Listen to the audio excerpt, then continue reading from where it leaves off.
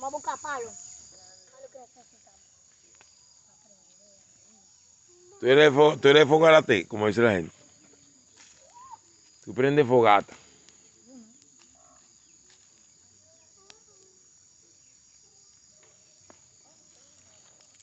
A ver si se ve mejor así. Ok.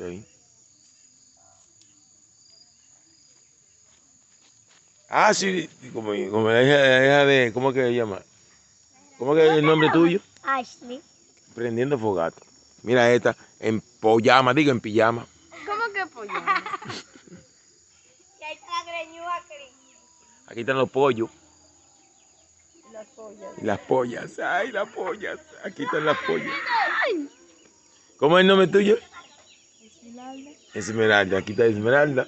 Aquí está la vieja Belén. Ay, Dios mío, oye.